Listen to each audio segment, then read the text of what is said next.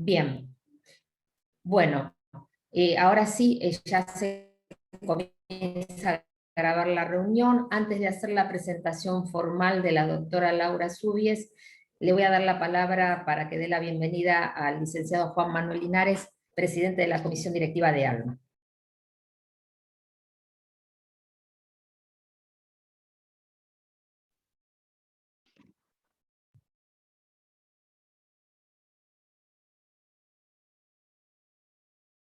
No sé si me escuchas, Juan Está Manuel, para que nos muteado. des la bienvenida. Ah, estás muteado, por eso. Perdón, no me di cuenta. Ahí. Buenas tardes a todos de nuevo. Muchas gracias por estar presentes. Es un placer estar con ustedes. Vamos a estar presentando esta hermosísima charla de la doctora Laura Subies, nuestra voluntaria y profesional que nos atiende todo lo que sea importante. Y yo como presidente actual en esta situación me interesa comentar simplemente dos cosas. Los objetivos que tenemos nosotros ahora es hacer de que la demencia sea así una prioridad en la salud como objetivo fundamental. El segundo es reducir el estigma social, que significa tener a familiares y conocidos en el tema de la enfermedad de salud mental, lograr que las familias establezcan lazos con nuestras organizaciones de todo tipo, facilitar desde ya todo tipo de investigación en salud mental y permitir que tanto ALMA como AIB, que es la Asociación Iberoamericana de Salud Mental, y ADI, que es la Asociación Internacional de Demencia, logren los objetivos fundamentales que perseguimos todos en este tema. Nuestra directriz principal, que es ADI, que tiene sede en Inglaterra, ha establecido un plan estratégico en el 2016 al 2019, donde no existía la pandemia, para que todos sepamos de qué estamos hablando. Y hoy ADI nos ha establecido un plan estratégico del 2021 hacia adelante, donde la existencia de la pandemia nos está dejando algún par de datos muy importantes y que sí o sí tenemos que abocarnos todos los involucrados, no importa de qué profesión, no importa de qué comunidad, no importa de qué país, ni de qué comunidad regional o zonal o interregional. Todos estamos obligados a resolver este tema porque hay evidencias muy concretas que algo nos está pasando y el COVID-19, los que nos encerró mucho más de lo que nosotros queríamos, de alguna manera está evidenciando que hay un aumento en las demencias y bastante importante a tener en cuenta. Y quiero decir que ustedes habrán advertido, habrán leído que ahora a fines del mes de octubre se reúnen el G20, los países más importantes del planeta, y ellos ya antes de toda esta situación han debido llamar y obligatoriamente cada país integrante de ese grupo del G20 ha obligado y solicitado que estén presentes todos los ministros de salud de esos países participantes, lo cual sin ninguna duda quiere decir que es mucho más importante eso que llamar en primer lugar a los ministros de Economía de cada país, como se ha hecho siempre, desde ya, por otras razones importantes también, y a los ministros de Defensa de cada país. Por lo tanto, si frente a los directivos principales del grupo se están llamando a los ministros de Salud, en primer lugar es porque algo necesitamos acordar entre todos para resolver entre todos nosotros nuestros propios problemas. Y desde el punto de vista de nosotros, especie humana, que somos animales de manada, debo decir que necesitamos unirnos mucho más que antes, porque el COVID-19 creo que si algo evidenció fue la necesidad de mirar para atrás y ver hacia atrás a quién tenía y con quién me dejaba de comunicar hasta que el COVID me hizo obligatoriamente encerrarme en mi casa y mirar hacia atrás que tenía una familia, un amigo, un nieto, un hijo y al que no le estaba dando atención de alguna manera. Así que pruebas al canto, soy de los que creen que tenemos que imitar mucho a los lobos, que son mamíferos también de manada, y donde los lobos, ustedes saben muy bien que jamás abandonan a la especie, ni al caído, ni al que necesita ayuda. Por lo tanto, nosotros que somos animales de manada, desde ya tenemos que dar una mano al que necesita sí o sí la atención personal, la atención comunitaria y la atención, digamos, familiar, y del amigo, del vecino o lo que sea. Yo soy una persona que tengo a mi esposa con Alzheimer internada en un hogar a la fecha, y su diagnóstico fue en agosto del 2013, y debo decir, para ligar con lo que el tema que viene a continuación de la doctora Laura Zubis, que gracias a Alma, gracias a toda su gente, toda su expertise, su conocimiento, yo pude lograr obtener ese certificado de discapacidad para que me pudiera abrir las puertas y evitar problemas a futuro, y que me di cuenta que muchísima gente al día de hoy todavía no tiene conocimiento de la existencia. Así que bienvenida, doctora Laura Zubis, un placer escucharla, y a todos muy buenas tardes. Gracias. Bueno, buenas tardes a todos. Un primer pedido va a ser que por favor sí silencien los micrófonos y en lo posible tal vez también apagar las cámaras, porque esto ayuda muchísimo a la buena conectividad y que no pierdan ningún detalle de lo que la doctora va a decir. En segundo lugar, vayan pensando preguntas. Estas preguntas la doctora tiene pensado en los últimos 30 minutos de la charla contestarlas. Así que primero vamos a escucharla a ella y luego va a venir un espacio para las consultas. El currículum de la doctora es muy extenso, yo tuve que tomar algunos aspectos nada más para poder leérselos y que no se haga muy extenso esto. La doctora Laura Zubis es abogada egresada de la UBA, especializada en Derecho a la Salud y Discapacidad, cofundadora de la Asociación de Padres de Infantes con Trastornos Neurológicos, APADIN, columnista desde febrero de 2003 en el periódico especializado en temas de discapacidad, El Cisne, miembro titular de la Comisión de Discapacidad del CEPAC. Desde el año 2003 a la fecha es disertante en provincias argentinas y en las principales ciudades del país, difundiendo la actualización de la normativa en materia de discapacidad, con orientación a docentes, profesionales de la salud, juristas y familiares de personas con necesidades especiales. Disertante en jornadas, conferencias y congresos locales y nacionales a lo largo del país. Desde el año 2010 a la fecha, colaboradora en el consultorio jurídico en Asociación de Lucha contra el Mal de Alzheimer, en ALMA. En el año 2011 fue perito designada por la Comisión Interamericana de los Derechos Humanos para testimoniar como experto en el área del derecho a la salud y discapacidad en un caso determinado. Tiene numerosos libros publicados, pero por sobre todas las cosas para mí es un momento muy emocionante presentarla por sus valores humanos, por su empatía, por su contención, por su orientación, que todo esto lo viví en carne propia hace muchos años en relación a justamente a la enfermedad de mi madre. Así que creo que puedo dar, junto con Juan, un testimonio de lo que es su profesionalismo, su compromiso, su responsabilidad, pero sobre todo el ser humano que hay en Laura. Así que espero que todos puedan aprovechar mucho esta charla, que tiene la dicha de recibirla y que muchos de nosotros hace muchos años atrás no lo sabíamos. Así que gracias, Laura, en nombre de todos. No, muchas gracias a vos, Nora. Muchas gracias por tus palabras, honestamente. Buenas tardecitas a todos. En primer lugar, agradecerles la participación, que hayan tomado parte del tiempo que hoy por hoy es tan preciado para compartir este espacio con nosotros.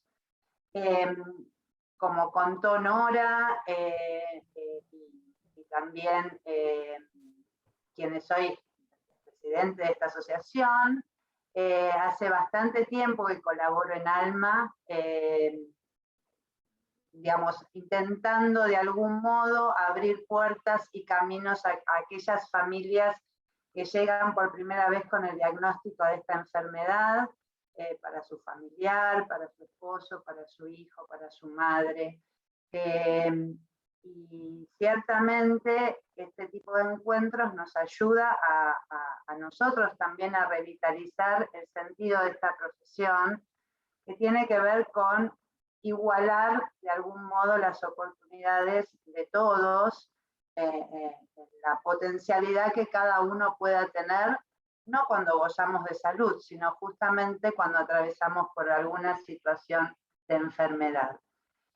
Hoy estoy convocada específicamente para hablar sobre el Certificado Único de Discapacidad y trataré de ser lo más abarcativa posible para que a ustedes les quede una idea completa y concreta de todo lo que tienen que saber sobre este instrumento tan importante, pero también aprovechar para contextualizar lo que significa el certificado de discapacidad para la ley argentina, y por lo tanto voy a hacer como un hilo de conducción en la charla, a la cual me va a ayudar Teresita con algunas filminas que yo fui preparando, con ideas muy concretas para que a quien le interese tomar nota, o si hay en la sala colegas que puedan estar interesados en la temática, sepan también de dónde proviene toda la normativa por la cual este certificado existe.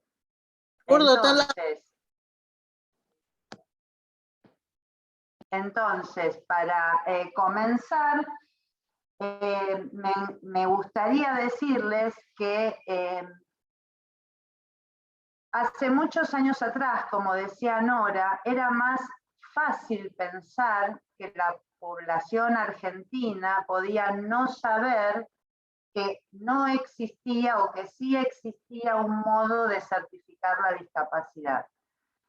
Hoy, en pleno siglo XXI, uno diría que esa circunstancia ya no tendría que ocurrir, porque la comunicación, la difusión, las redes, los medios, hacen que todos estemos mucho más informados. Sin embargo, en 25 años de práctica profesional, yo sigo encontrándome con familias o pacientes que desconocen que hay una ley específica en materia de discapacidad, que hay una convención internacional de derechos humanos en pro de las personas con discapacidad, y que existe este instrumento que, como vamos a ver, viene a auxiliar a aquellas personas que necesiten tener sus prestaciones cubiertas en materia de discapacidad.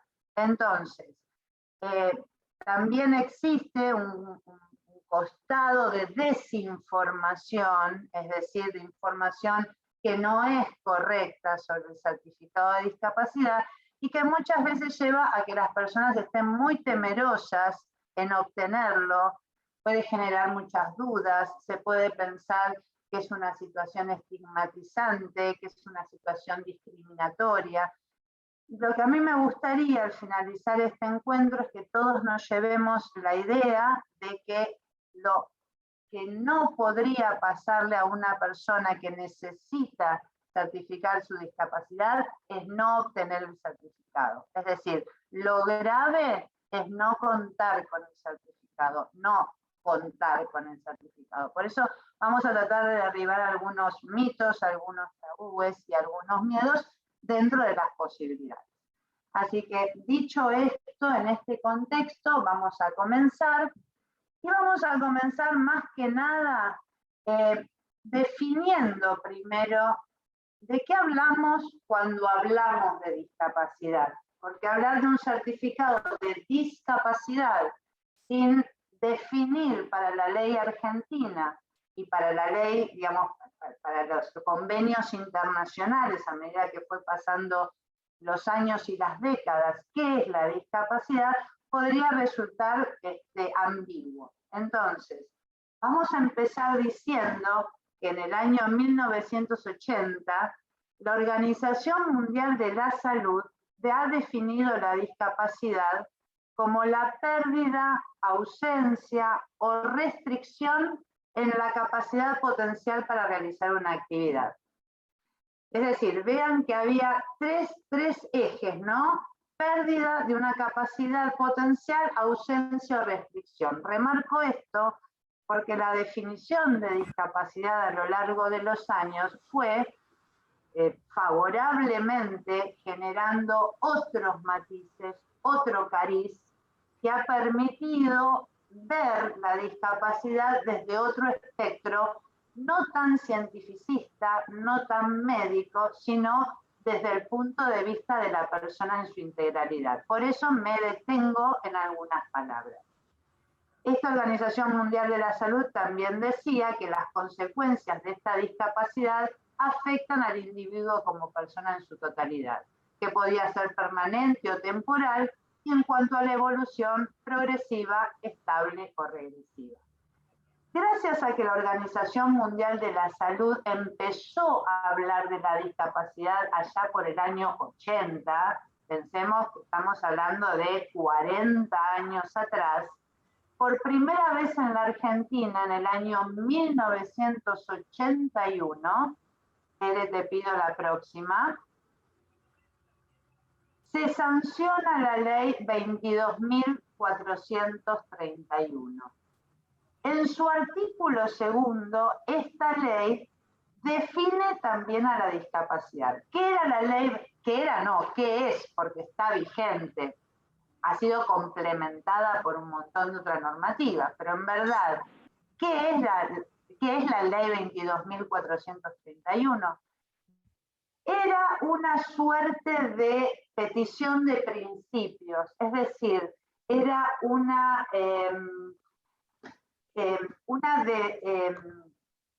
descripción de todos aquellos derechos que se consideraban necesarios para la persona con discapacidad. Es decir, está dividida en temáticas médicas, sociales, laborales, interrelacionales, pero en definitiva no estipulaba ninguna prestación o petición concreta. Pero nosotros, los abogados que nos dedicamos específicamente a temas de discapacidad, celebramos la existencia de esta ley. Piensen que fue una ley dictada, fue una ley muy valiente, dictada en plena dictadura militar, una ley que empezó a hablar de los distintos, los vulnerados, y los que tienen alteraciones funcionales permanentes o prolongadas. Fíjense que ya no es ni pérdida ni ausencia, no son situaciones estancas, sino que habla de alteraciones, y de alteraciones funcionales, es decir, empieza a ser el concepto más abarcativo, habla de físico, mental, y la última parte, que es la más auspiciosa, empieza a mirar al individuo como un ser en sociedad. Porque esta discapacidad será tal cuando genere desventajas en relación a su edad y medio social y que sean considerables para su integración familiar, social, educacional o laboral. Entonces, esta ley 22.431 del año 1981 fue generando distintos paradigmas hasta llegar a la ley que hoy sí utilizamos como ley madre de la discapacidad en los tiempos modernos, que es la ley 24.901. Esta ley también en su artículo 9 define a la discapacidad y vean que retoma el concepto del artículo 2 de la antigua ley y dice que se entiende por persona con discapacidad conforme lo establecido por el artículo 2 de la ley 22.431. Y si prestaron atención a la definición anterior, verán que esta es bastante parecida, porque también habla de una alteración funcional permanente o prolongada, pero vean que ya no habla de física o mental, habla de motora, de sensorial, de mental. ¿Esto por qué? Porque el legislador, cuando legisla para las necesidades que se van teniendo en el momento determinado. Y la tecnología, la ciencia, la estimulación en los pacientes hizo ver que no solamente la discapacidad es física o mental, tiene muchos otros componentes. Si bien todavía nos quedamos cortos, ¿no? Porque acá estábamos hablando de motora, sensorial o mental, como si fuera una clasificación taxativa que no lo es. Pero también tengamos en cuenta que esta ley es del año 97, es decir, estamos otra vez hablando de leyes que todavía estaban en pañales, por decirlo de algún modo. Pero vuelvo a repetir, vean cómo el proceso se va gestando de a poco hasta llegar a lo que vamos a llegar ahora en breve, que es lo que quiero remarcar. Seguimos. Llega el año 2006, es decir, 1997, 2006, los cambios no ocurren tan rápidamente, pero a nivel internacional se dicta la Convención Internacional sobre los Derechos de las Personas con Discapacidad. Voy a hacer un breve paréntesis porque no conozco quién es el auditorio y me interesa que quienes sean personas que no tengan conocimientos jurídicos sepan de qué se trata una convención internacional, porque entendiendo eso van a entender lo importante que es que exista una convención internacional sobre derechos de personas con discapacidad. Nosotros tenemos una pirámide jurídica interna, que si viésemos una pirámide, veríamos que en la cúspide de la pirámide está la Constitución Nacional, y de ella se desprenden todo el resto de las normas, las constituciones provinciales, las leyes, y luego los decretos, las resoluciones, siempre de mayor a menor. Son normas internas de cada país, y como nuestro país es federal, tenemos leyes nacionales y leyes provinciales. Ahora bien, un tratado internacional es una norma, como su nombre lo indica, internacional. Es decir, un montón de estados que conforman organizaciones mundiales, ¿sí?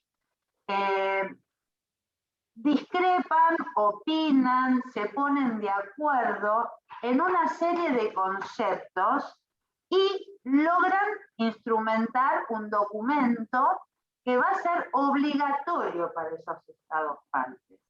Esto es una convención internacional. Nuestro país participó dentro de esos estados partes, y tanto es así que por ley 26.378, como dice el título de esta filmina, fue incorporada esta convención internacional a nuestra legislación. ¿Qué quiero decir con esto?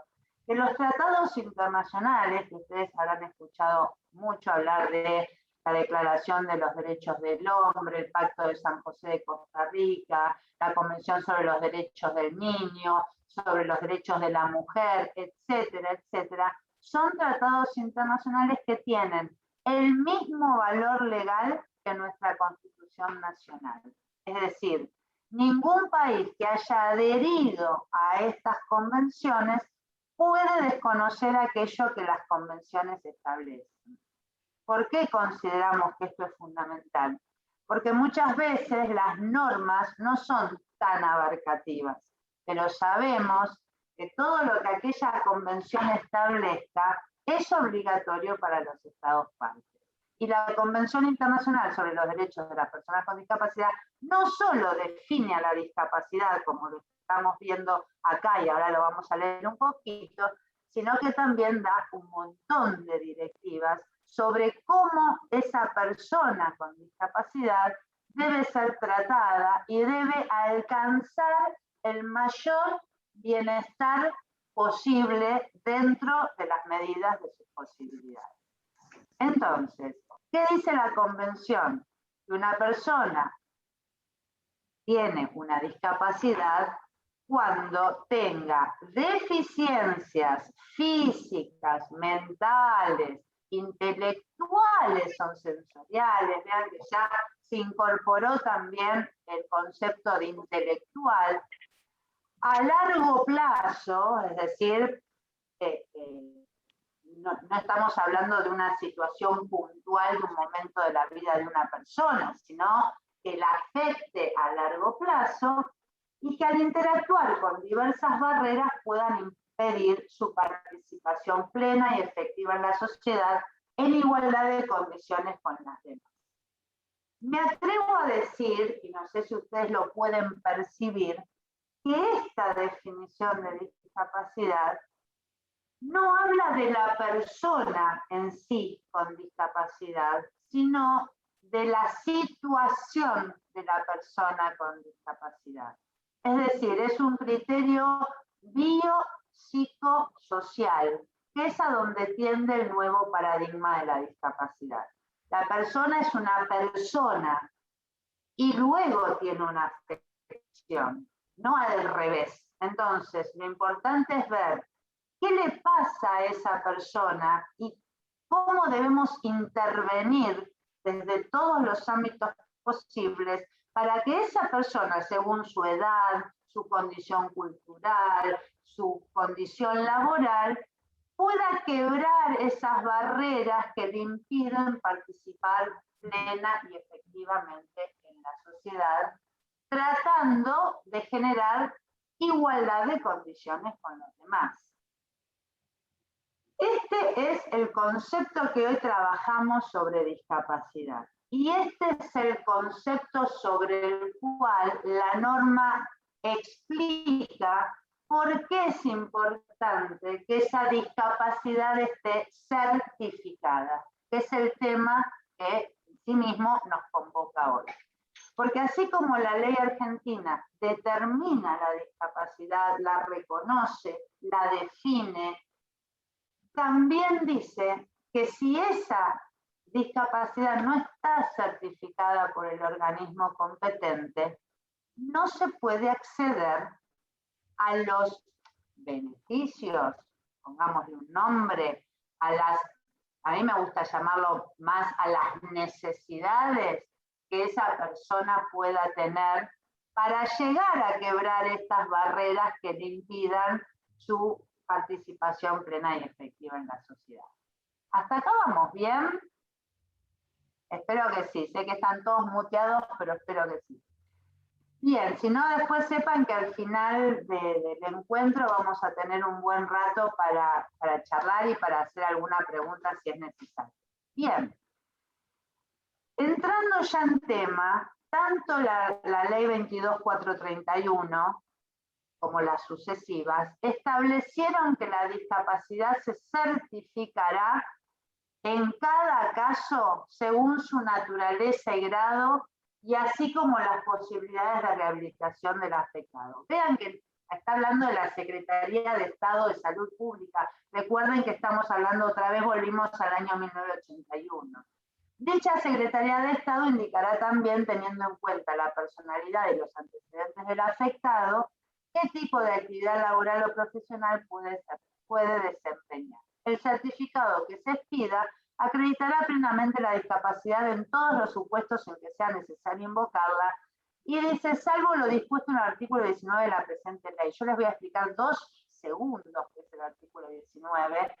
Es la certificación que se hace de incapacidad laboral, que no tiene nada que ver con el certificado con el CUD, con el certificado único de discapacidad. Es decir, cuando una persona por alguna cuestión tiene un accidente y no puede volver a ejercer su actividad laboral, estamos hablando del ámbito exclusivamente laboral, una junta evaluadora laboral, hoy será la RT, el Ministerio de Trabajo, etcétera, certifica qué grado de incapacidad ha tenido para ejercer esa actividad laboral y la certifica.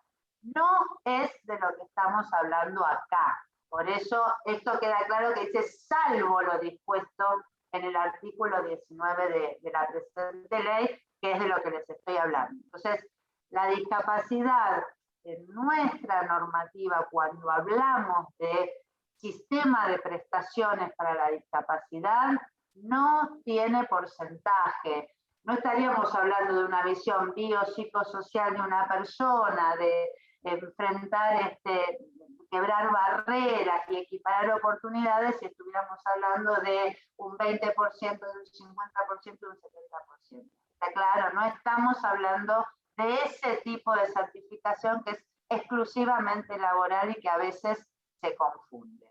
Bien, esta misma certificación de la discapacidad que ya se daba en el año 81, se da en el año 97. Próxima filmina, vemos que la ley 24.901 también dice, ojo, a los efectos de la presente ley, la discapacidad deberá acreditarse, no podrá acreditarse, deberá acreditarse. Es obligatorio tener certificada la discapacidad para poder acceder a las prestaciones que establece la ley. Fundamental.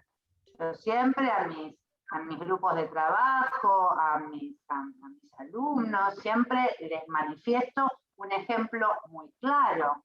Una persona que es no vidente de nacimiento, digamos, una discapacidad sensorial que no va a poder revertir, si no tiene su certificado de discapacidad, para la ley argentina, no puede acceder a las prestaciones que emanan de la ley de discapacidad, por más visible que sea esa discapacidad. Pongo este ejemplo burdo para que se entienda de lo que estamos hablando. La ley habla de deberá acreditarse, ¿sí?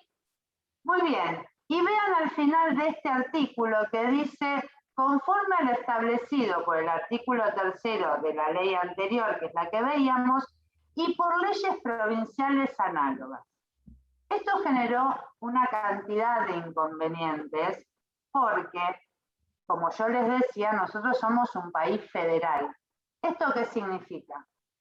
Que cada provincia tiene competencia y autonomía para regular algunos conceptos. Entonces, si yo vivía en la provincia de Formosa, el certificado de discapacidad se me iba a extender en la provincia de Formosa y probablemente no tuviera la misma disposición, ni la misma estética, ni dijera los mismos requisitos que decía el extendido en Tierra del Fuego, en Mendoza, o en provincia de Buenos Aires, o en La Cava.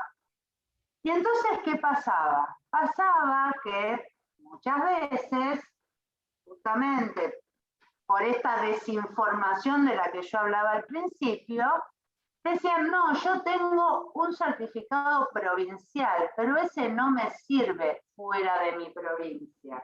Por ejemplo, cosas que se escuchaban.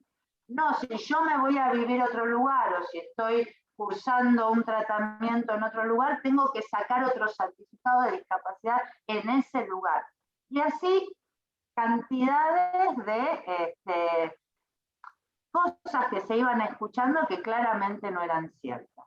Por lo tanto, finalmente, en determinado momento, se puso fin en el año 2001 con esta dicotomía, certificados provinciales, certificados nacionales, dicotomía que no existía en la norma, existía en la práctica, y entonces se dicta la ley 25.504, en donde pone fin a esa situación y nace este certificado como certificado único de discapacidad, que es el que hoy conocemos y que en la jerga nosotros lo llamamos por su sigla, que es CUD, C-U-D, y es el certificado único de discapacidad. Y fíjense que dejó de ser la Secretaría de Salud, empezó a ser el Ministerio de Salud de la Nación quien lo certifica.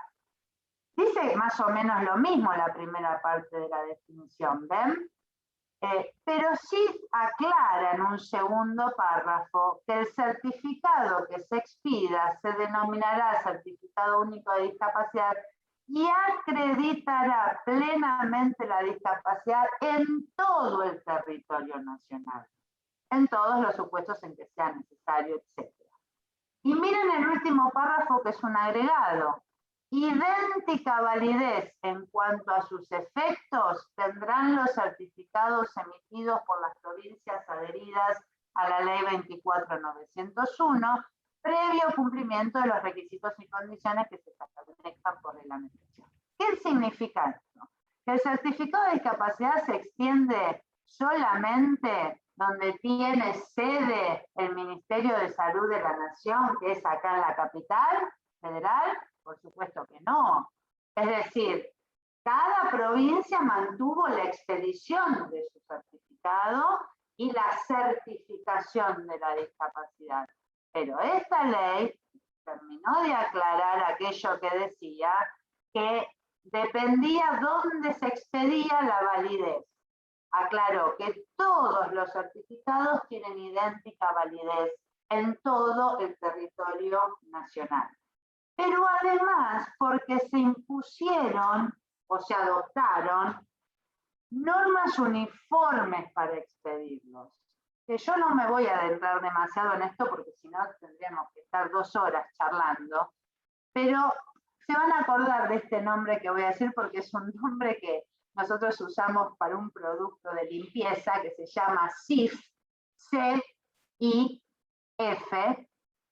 y las normas CIF son aquellas que hablan de la condición de funcionalidad. Son normas internacionales que se adoptan para establecer con la mayor unicidad de criterios posibles cómo certificar la discapacidad y no para que la junta evaluadora de cada lugar, bueno, determine una cosa u otra. Entonces, para redondear el tema de la normativa respecto del certificado, diríamos que a partir del 2001 contamos con un certificado único de discapacidad. Que sea único no significa que solamente se extiende en Buenos Aires, sino que sigue manteniendo la federalización y se extiende en todas las provincias argentinas. Que se expide según el lugar de residencia de la persona según su DNI. Es decir, yo no puedo ir a sacar el certificado de discapacidad en cualquier lado. Se va a regir por el domicilio que figura en nuestro DNI. Ahora vamos a hablar un poquito de la tramitación. Y además, que tienen validez, sea donde sea que se hayan expedido, en todo el territorio nacional, y que todos van a tener un mismo criterio de expedición. Van a tener los datos personales. Yo después igual voy a mostrar uno para que si alguien alguna vez nunca tuvo la posibilidad de un certificado de discapacidad, lo vea. Pero todos tienen más o menos el mismo esquema y la misma estructura para que justamente todos tengamos el mismo criterio evaluatorio. Bien, pasamos a la próxima. Sobre el certificado único de discapacidad ya hablamos del concepto, ya hablamos que certifica la discapacidad, certifica obligatoriamente la discapacidad. No es un certificado emitido por el médico tratante, no es un resumen de historia clínica, no es un informe que pueda hacer algún profesional. Es un instrumento público, y lo digo despacito, público, porque quiero que se fijen en esta idea, un instrumento público en materia legal es un instrumento indubitable, es decir, todo aquello que esté contenido en ese certificado de discapacidad no puede ser objetado, excepto que uno pueda probar que lo que está dicho ahí sea falso, pero inclusive hasta requeriría lo que se llama una redargución de falsedad. Esto es un instrumento público. Seguramente el ejemplo más concreto y más claro de instrumento público que ustedes puedan conocer es una escritura. La escritura es un instrumento público porque está emanado de un escribano que da fe de lo que dice ese instrumento. Bueno, este certificado, como está emanado de la máxima autoridad competente en materia sanitaria, también es un instrumento público. ¿Cuál es el objeto? Creo que lo estuvimos conversando. Certifica el tipo y grado de discapacidad que una persona tiene. Y a su vez emite una serie de recomendaciones respecto a cuáles van a ser las necesidades, actividades, potencialidades y prestaciones que esa persona va a poder ir necesitando a lo largo de su vida, o por lo menos si esa discapacidad va a ser prolongada o permanente. Las características las acabamos de ver y de decir recién: es un instrumento público, es un instrumento administrativo, no es un instrumento judicial, lo emite un órgano administrativo como es la Junta Evaluadora, que ahora depende de la Agencia Nacional de Discapacidad. Muchos habrán escuchado hablar de la ANDI, antes era el Servicio Nacional de Rehabilitación, hoy es la Agencia Nacional de Discapacidad, dependiente del Ministerio de Salud de la Nación. Pero creo que lo que más interesa, más allá de estos detalles, estas peculiaridades que yo puedo estar comentando, es para qué sirve el certificado de discapacidad. Es decir, cuál es la utilidad de este certificado de discapacidad. Y entonces ahora sí vamos a pasar a la próxima filmina. Explicamos que el certificado de discapacidad es obligatorio para determinar que una persona tiene o califica dentro de lo que son los criterios internacionales de discapacidad. Determina no solamente el tipo de discapacidad, es decir, si es mental, si es intelectual, si es física o motora, si es visceral, si es sensorial o si es mixta, porque pueden ser una variedad de todas ellas, sino que además permite el acceso en forma total e integral para esa persona de las prestaciones que esa persona necesite para rehabilitarse o para equiparar sus oportunidades. A mí me gusta llamarlo de este modo, porque cada uno será de una manera distinta, pero en definitiva de lo que estamos hablando es de levantar el banquito y equiparar oportunidades. ¿Por qué traje este cuadrito? Porque estas prestaciones de las que hablamos tienen un correlato, que es que alguien las debe prestar. Entonces, en cuanto a la utilidad del certificado de discapacidad, lo más importante que hay que saber es que permite que tanto las obras sociales como las empresas de medicina prepaga tengan la obligación de cubrir todos aquellos requerimientos que establece la Ley 24.901, que, como les decía, es el sistema básico de prestaciones para discapacidad con los que nos manejamos acá en la República Argentina, esta que data del 97 y que se fue actualizando por normas complementarias, pero es una ley muy abarcativa y contempla casi todas las prestaciones que una persona con discapacidad pueda requerir.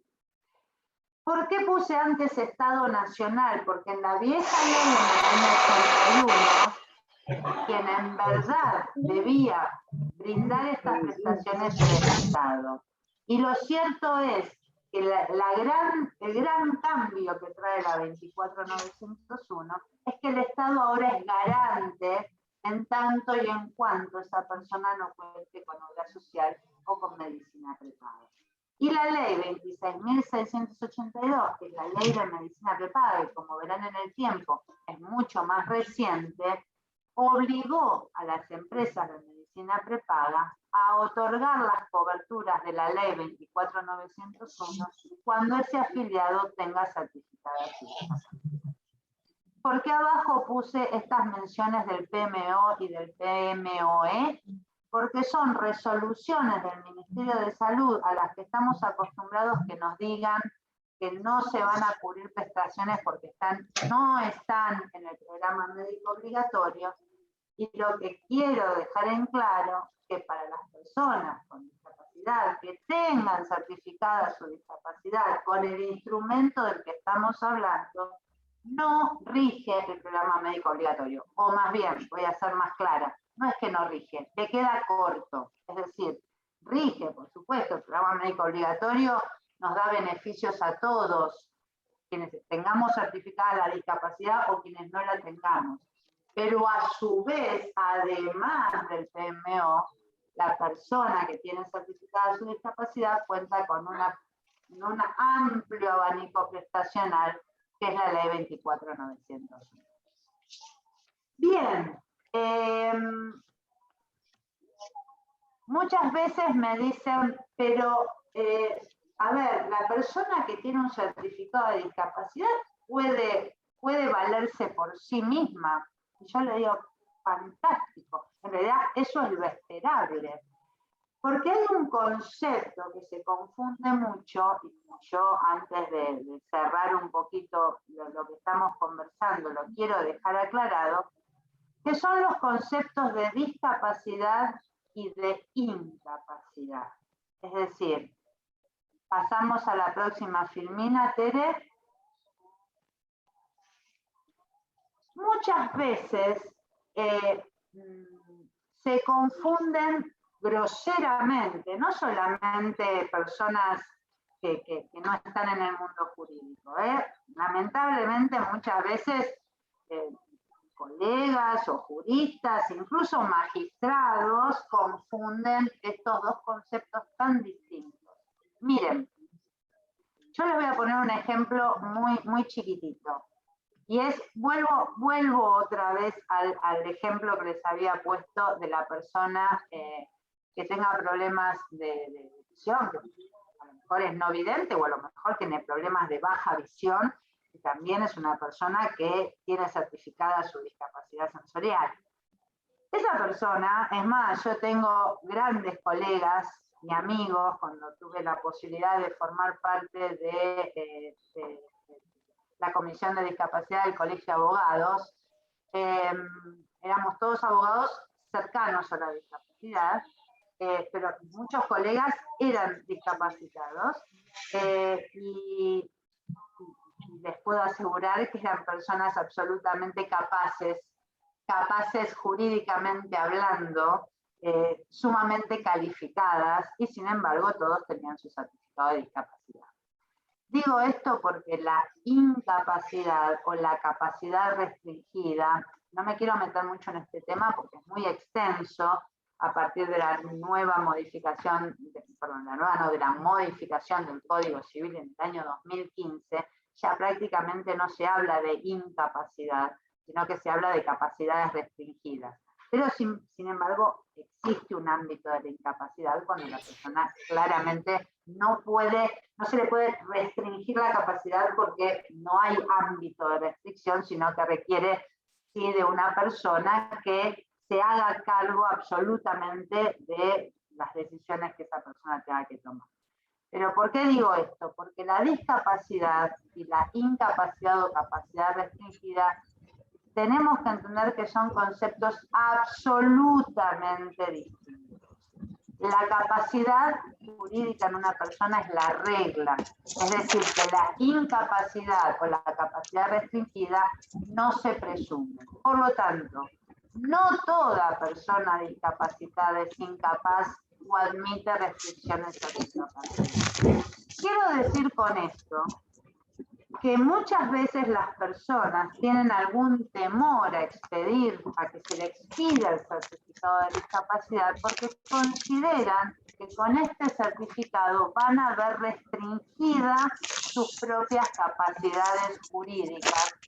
Y quiero derribar ese mito y quiero decirles que un concepto y el otro no tienen absolutamente nada que ver. Vuelvo a repetir, la capacidad es la regla hasta tanto la capacidad restringida se pruebe. Y la capacidad restringida o incapacidad no se prueba con un certificado administrativo, se prueba a través de una tramitación judicial que antes se llamaba curatela y ahora tiene, digamos, un nombre más específico, que es proceso de determinación de la capacidad, pero que no tiene que ver con la expedición o la certificación de este certificado de discapacidad. Me atrevería a decir que toda persona con capacidad restringida o con incapacidad seguramente tiene una discapacidad. pero claramente no al revés. Vuelvo a repetir, no toda persona discapacitada califica para merituar en un proceso de determinación de la capacidad, por el simple hecho de que puede autovalerse. La capacidad tiene tres elementos: la voluntad, la libertad y el discernimiento. Y una persona puede ser hipoacústica, no vidente, incluso tener alguna alteración intelectual pequeña, y sin embargo puede tomar sus propias decisiones y puede autovalerse. Entonces, son dos conceptos absolutamente distintos que quería dejar claro, porque muchas veces esto se confunde. Para finalizar y pasar, digamos, a lo que es la parte de las preguntas, acá están diciendo que no se escucha por el chat. Hay un Perdón, problema de hay una persona micrófonos. que tiene abierto el micrófono. Mayra Pansardi, por favor. Gracias. Bien. Le pedimos que lo silencie, así nos podemos seguir escuchando. Para finalizar voy a hablar un poquito respecto de lo que es la tramitación del certificado de discapacidad, y voy a mostrar una imagen de un certificado de discapacidad para que sepan de qué se trata. Nosotros podemos tener distintas posibilidades de tramitación de un certificado. Me están diciendo que no se escucha bien acá en el chat, a ver si desde el host se puede directamente silenciar este micrófono.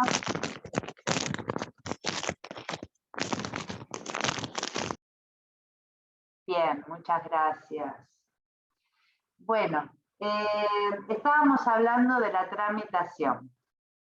Podemos tener una solicitud por primera vez de certificado de discapacidad, podemos tener una renovación del certificado de discapacidad, podemos tener la necesidad de volver a sacar el certificado de discapacidad, ya sea por un agravamiento o no, o por una mejoría en las condiciones de salud de la persona.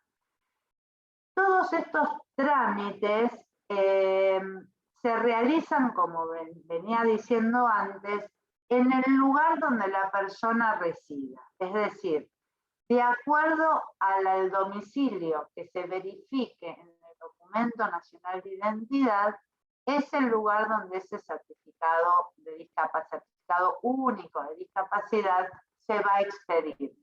Yo voy a hablar de generalidades porque obviamente cada provincia argentina tiene su mecanismo administrativo de expedición, pero casi todos tienen más o menos las mismas, el mismo comienzo, el mismo inicio. Vamos a hablar de Capital Federal, de Cava, no de Capital Federal, de la Ciudad Autónoma de Buenos Aires y de la provincia de Buenos Aires, porque me imagino que el auditorio por ahí está más centralizado en estas dos regiones de nuestro país.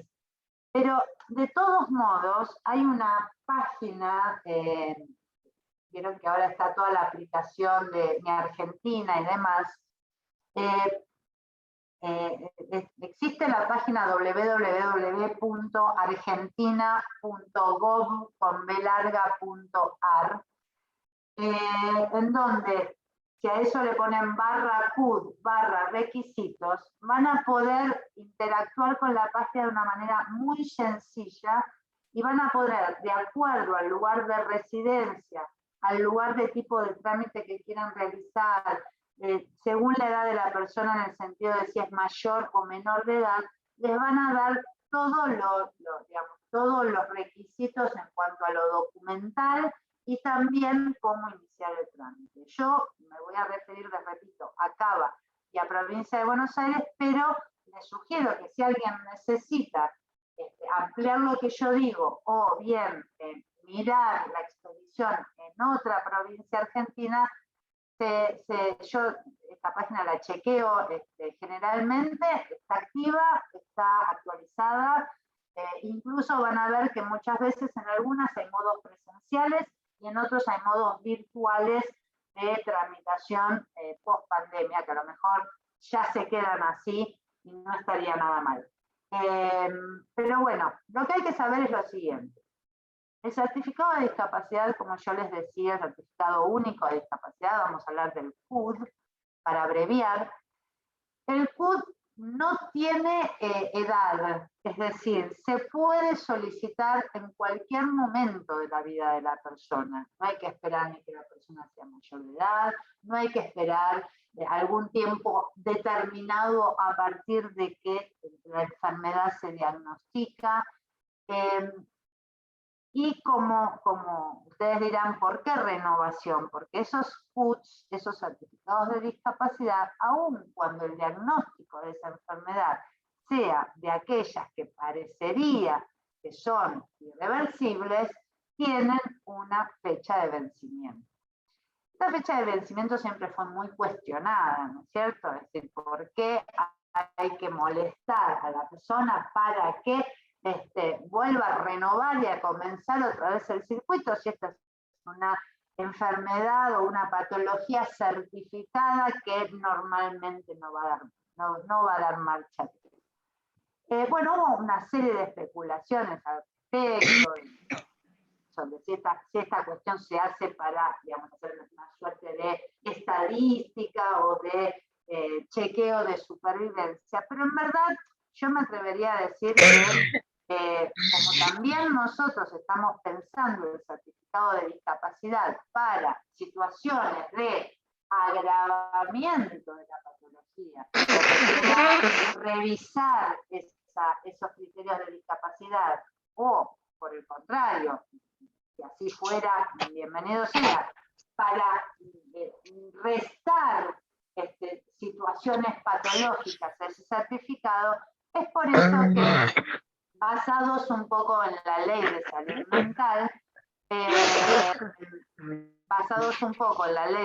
mental, cada 3 años, en algunos casos cada 5, antes se extendían cada 10, ya no se extienden cada 10, entre 3 y 5 años se revisa esa certificación para ver que sea justa y equitativa para la persona que la aporta. Lugar de tramitación, ya lo dijimos, es el lugar del domicilio de la persona. De acuerdo a el lugar de residencia, se puede comenzar de modo presencial y o virtual. Si residimos en la Ciudad Autónoma de Buenos Aires, ustedes saben que la Ciudad de Buenos Aires está dividida en comunas, cada comuna tiene un servicio zonal, que también en la página del gobierno de la Ciudad de Buenos Aires está toda esta información. En este lugar uno llena un formulario de solicitud de trámite y se le pide una serie de certificados. Certificados médicos, que puede ser del equipo tratante, si hubiera más de uno también, si no se puede hacer un certificado médico, se llena una declaración jurada, pero de todos modos la tendría que firmar el médico tratante, así que normalmente se manejan con informes médicos. Es opcional si hubiera estudios complementarios, y una vez que toda esa información está recolectada, este servicio zonal chequea que esté toda la documentación médica y administrativa, es decir, DNI de la persona que lo solicita, si esta persona fuera menor de edad, DNI de su progenitor si es menor de edad, o de su tutor en el caso que esté a cargo de esta persona, partida de nacimiento si la persona es menor de edad. Van a ver que pide certificados de ingresos, lo cual es totalmente arbitrario, es decir, si hubiese recibos de sueldo acompañados, realmente esto no tiene mucho criterio, pero sí si tienen cobertura social de paga u obra social, también se acompaña una fotocopia del carnet de afiliación. Y esa primera parte no es necesaria que la haga la persona en cuestión para la cual se solicita. La puede hacer un tercero, un familiar o alguien que se pueda ocupar de este tema. Una vez que esta documentación está reunida, ese servicio zonal va a dar una fecha, un turno para expedición del certificado. Y ahí sí lo va a ver una junta evaluadora, ahí sí se requiere la presencia del interesado, y si las condiciones están dadas, si la junta evaluadora no requiere digamos, para su criterio y evaluación ningún otro tipo de documentación, el certificado se expide ese mismo día. Hoy por hoy, por la pandemia, digo dos cosas y ya pasamos al modelo de certificado. Hoy por hoy, todos los certificados emitidos en la Ciudad Autónoma de Buenos Aires están prorrogados en su vigencia. Todos los que hayan vencido durante el 2020 o el 2021 están vigentes hasta el mismo mes en que hubieran vencido del año 2022.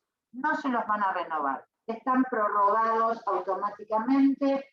Tengo por acá, por si a alguno le interesaba, es la resolución de la Agencia Nacional de Discapacidad 1116 del 2020. Solamente se dan turnos presenciales para solicitud por primera vez,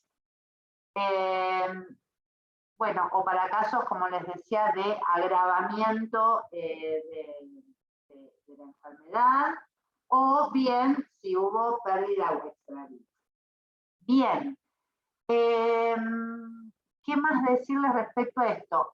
Otra cosa importante también que surgió a lo largo de la pandemia.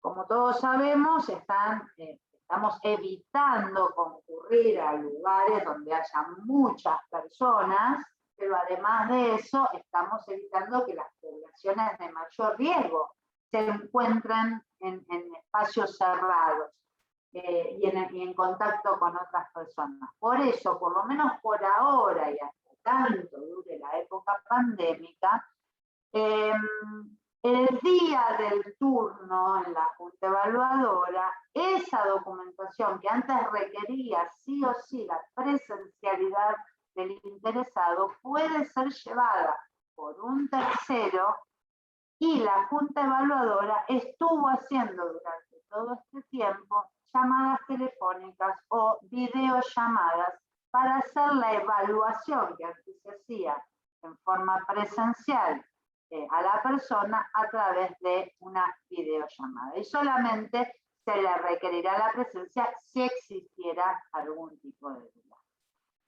En provincia de Buenos Aires, la metodología es exactamente la misma. Sepan que los certificados y los estudios previos, si los tuvieran, no pueden ser mayores a 6 meses de vigencia.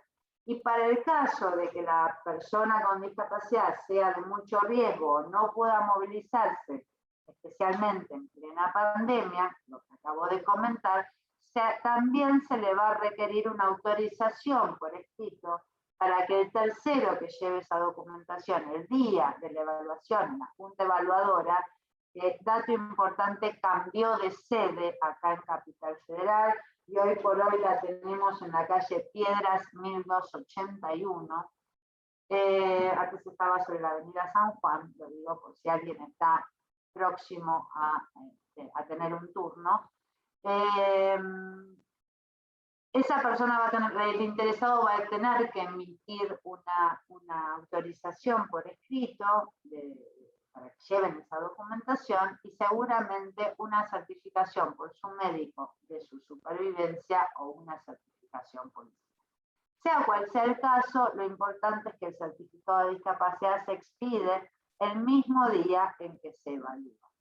Y, como decíamos antes, a partir de que se expide, toma vigencia y puede ser el trampolín a que esa persona pueda mejorar sustancialmente su vida en cuanto a las prestaciones que requiere, que normalmente son muchas y a lo largo del tiempo. Entonces, mayormente cuando algunas familias dicen, bueno, pero yo puedo todavía contar con los recursos para, nosotros siempre manifestamos que normalmente en enfermedades que llevan mucho tiempo de tratamiento, o incluso son permanentes, es necesario también contar con servicios que puedan prestarse, porque además hay un montón de metodologías nuevas que pueden ir surgiendo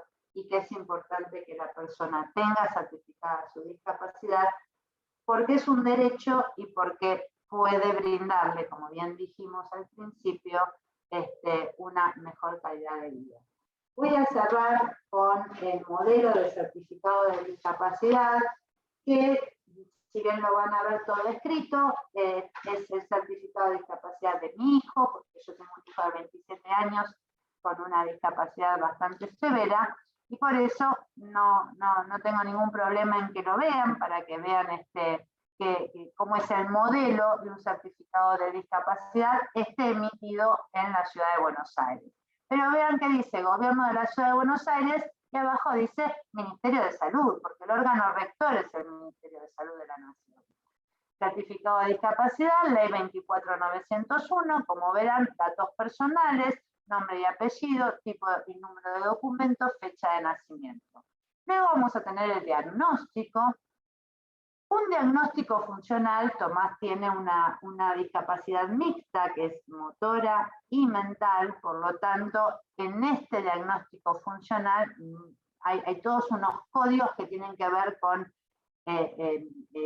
códigos en materia de salud mental, pero lo importante de acá no es leer todas estas cuestiones de códigos, sino más bien que todas estas estructuras corporales, actividad, participación, factores ambientales, más allá del diagnóstico médico, es lo que le permite al evaluador ver después cuál es la orientación prestacional que esa persona necesita. Es decir, no todas las personas tienen los mismos requerimientos, ni siquiera personas con el mismo diagnóstico, porque como dijimos va a depender de un montón de otros factores.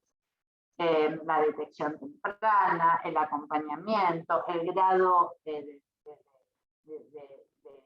digamos, social o intelectual que esa persona tenga. Entonces, como verán, allí en las orientaciones prestacionales habla de asistencia domiciliaria, centro de día, prestaciones de rehabilitación, transporte. Podrían ser otras. Normalmente, cuando hay un paciente, ya que estamos en el marco de mi querida Alma, hay un paciente que se lo diagnostica con la enfermedad de Alzheimer, normalmente en esta orientación prestacional vamos a encontrar asistencia domiciliaria, hogar, y obviamente prestaciones de rehabilitación. Vean que dice vencimiento, este certificado estaría venciendo en el año 2026.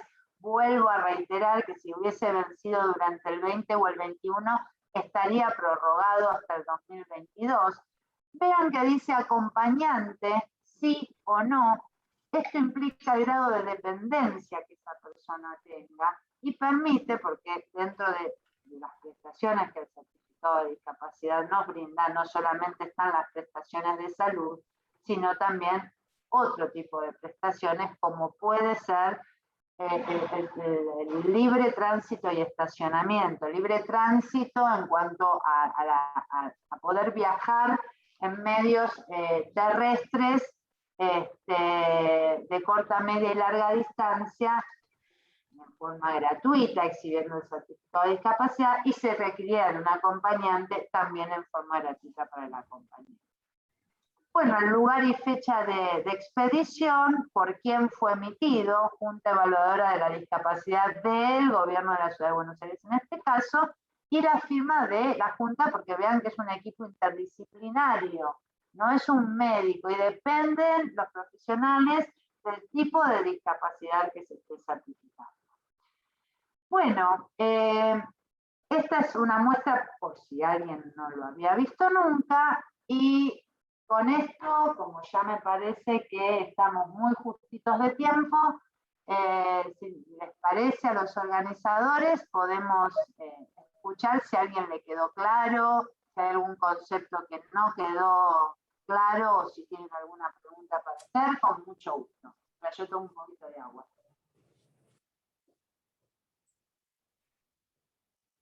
Hola, buenas noches. Quisiera hacer Buenas noches. una pregunta. Nosotros, mi hermano y yo estamos en la situación de tener que renovar el certificado de discapacidad después de 10 años, o sea, es un certificado que se le otorgaron por 10 años, hay que renovarlo, y la realidad es que mi mamá está institucionalizada y no está en condiciones de, o sea, en realidad, digamos, yo creo que habría que gestionar la incapacidad, no sé, estamos como muy desorientados, porque no está tampoco en condiciones de otorgar el poder de nada a nadie. Eso por un lado. Por otro lado, no se están cumpliendo, nosotros hicimos un amparo y nada, no tuvimos como muy buena suerte. Hicimos un amparo al plan de salud del Hospital Italiano, con unas abogadas que tenían como un acuerdo con una residencia, bueno, conclusión, o sea, hubo como toda una situación como medio rara. El fallo final sale que ella tiene que recibir asistencia en un determinado lugar, que hace 2 años quedaba cubierto según el nomenclador, y hoy tiene, o sea, un 50% más. Vale un 50%. Vamos a acotar un poquito porque son preguntas no solo muy extensas, sino que se van un poco del tema que estamos hablando, bueno, porque los temas prestacionales y el amparo es otro tema, un gran tema que tal vez podríamos abordar otra vez, pero voy a tratar de contestar específicamente. Dale. Es cierto que si una persona no puede dar autorización para que se emita un certificado de discapacidad, o en este caso la renovación del certificado de discapacidad, se puede iniciar el trámite administrativo igual, pero luego va a haber que sanear esa legitimación. ¿A qué me refiero? Más tarde que temprano, desconozco la patología de tu mamá y por supuesto no voy a aventurarme a abrir juicios de valor, pero si el médico así lo considera, porque acá lo importante es la certificación sanitaria, ¿no? Es decir, si el médico así lo considera, es decir, que ella no puede bajo ningún concepto autovalerse en este caso, probablemente sea necesario que inicien paralelamente el proceso de determinación de la capacidad. Era ese proceso judicial del que hablábamos, pero no solamente por el certificado de discapacidad, sino porque la van a tener que representar seguidamente, probablemente en juicio para otras cuestiones, van a tener que tener certificada esa legitimación. Ahora, eso es completamente aparte de lo que estamos hablando. Sí. ¿Y esto en qué dependencia se gestiona? No, eso no es una dependencia, es un proceso, un mini proceso judicial. Es decir, cualquier abogado puede iniciar un proceso de determinación de la capacidad, que es un proceso chiquito, uno no se pelea con nadie, es simplemente para que el juez certifique, porque si no habría mucho abuso si fuera administrativo, ¿no? Esa persona tiene restringida su capacidad y se le van a nombrar apoyos. Hoy ya no hay curadores, sino apoyos para que lo acompañen en determinadas situaciones puntuales.